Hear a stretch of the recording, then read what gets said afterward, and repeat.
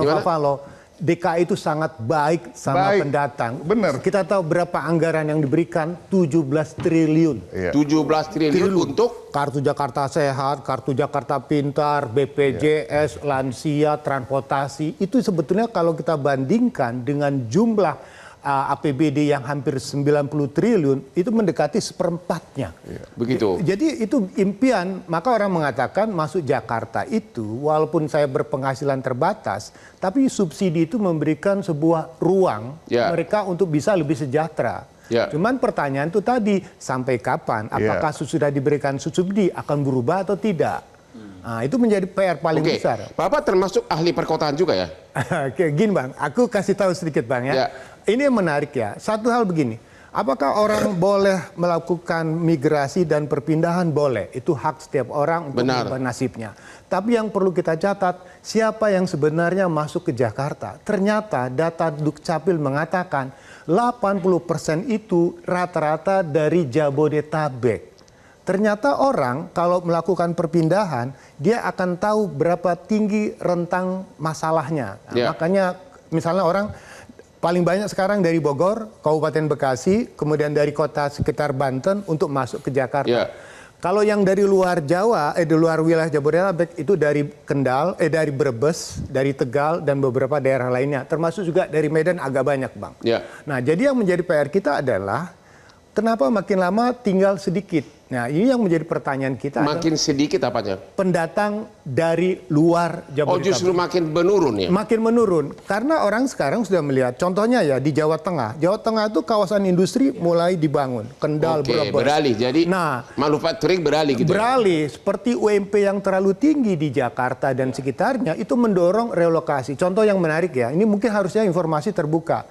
Di Brebes. Di Brebes itu ada industri alas kaki dari Tangerang yang pindah. Di sana butuh 25.000 tenaga kerja. Ternyata yang tersedia cuma 12.000. Dari 12.000 yang bisa diterima cuma 5.000.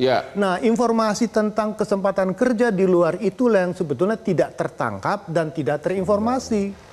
Nah, itu yang harusnya mungkin apakah melalui Depnaker ada nggak pusat informasi data? Contohnya misalnya, kalau kita ke Jakarta, yang datang ini rata-rata kan Bang S3, SD, SMP, SMA Bang. Ya kan? Ini mohon maaf ya, unskill, SD, SMP, SMA ya. Ke bawah. Ke bawah. Pertanyaannya, ada harusnya informasi, jangan datang ke Jakarta pada saat habis Lebaran. Sorry rekrutmen tenaga kerja, ASN mungkin nggak bisa lah. Pabrik rata-rata merekrut itu pada bulan September dan Oktober. September dan Oktober. Ini jadi kalau datang ke Jakarta? Nah itu pertanyaan, kalau datang ke Jakarta paling bisa masuk di sektor informalnya. Jadi artinya apa? Kalau sektor informal, income-nya belum tentu seperti orang yang kita harapkan. Jadi mungkin mimpi kayak lawyer dari Abang mungkin agak berat ya kan? Kalau mereka yang datang dengan kemampuan pendidikan terbatas, keterampilan terbatas, paling yang bisa dimasuki di sektor informalnya. Kemudian yang kedua yang juga harus diinformasikan kepada masyarakat sekarang, ada PHK di Jakarta. Ternyata data dari Disnaker itu, PHK terbesar itu paling banyak di sektor apa? Perdagangan Bang. Perdagangan itu ternyata ada perubahan dalam konteks bisnisnya. Contoh satu, daya beli mungkin turun. Yang kedua, perdagangan maksudnya apa nih? Misalnya retail atau misalnya toko, pasar, jasa dan sebagainya. Satu yang merubah satu Bang, online Bang.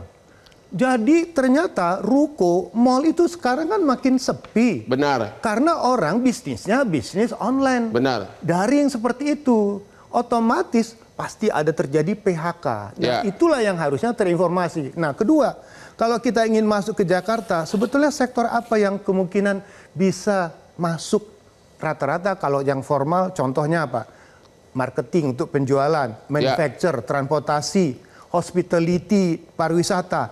Tapi yang menarik untuk sektor yang paling besar, sektor keuangan dan jasa, apa yang dibutuhkan? Akuntansi Bang. Kenapa itu? Ternyata Jakarta memang kota keuangan.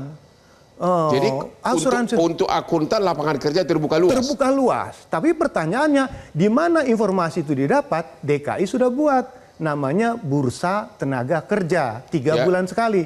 Pertanyaannya, bisa nggak Pak Gubernur suatu saat nanti bursanya itu tidak perlu datang tapi by aplikasi Bang. Oh begitu. Jadi dengan demikian orang cukup dengan tek bisa dengan aplikasi. Ya benar itu Pak Huda. Akuntansi itu sangat dibutuhkan dari segi ekonomi sekarang ini. Kalau kita melihat dari sisi tadi sampaikan juga sama Pak Sarman ya, bahwa Jakarta ini kan sebagai kota keuangan. Ya, kota keuangan. Kemudian kalau kita lihat dari sisi sebenarnya Pak Yayat, kalau dari sisi kebutuhan akuntansi memang iya. Nah, kalau dari sisi sekarang kita kan bertempur juga dengan teknologi. Teknologi, nah, betul. Ini yang menarik Pak. Ini menarik juga Bang. Jadi kalau kita lihat sebenarnya ke depan ini angkutan ini bisa jadi digantikan sama teknologi sebenarnya. Nah, dengan teknologi. Dengan teknologi. Nah, kalau kita melihat berkaca kepada tadi misalkan dari sisi retail bergeser karena ada online, bisa jadi nih juga nih akuntansi ini bisa jadi bergeser juga. Makanya kalau saya pribadi sebenarnya ini bisa dibilang harusnya memang menciptakan sektor-sektor yang real lagi. Jadi Anda menyarankan anak-anak SMA itu ambil jurusan akuntansi? No, kalau saya bilang sebenarnya Jakarta ini paling menarik adalah jurusan untuk yang terkait dengan IT.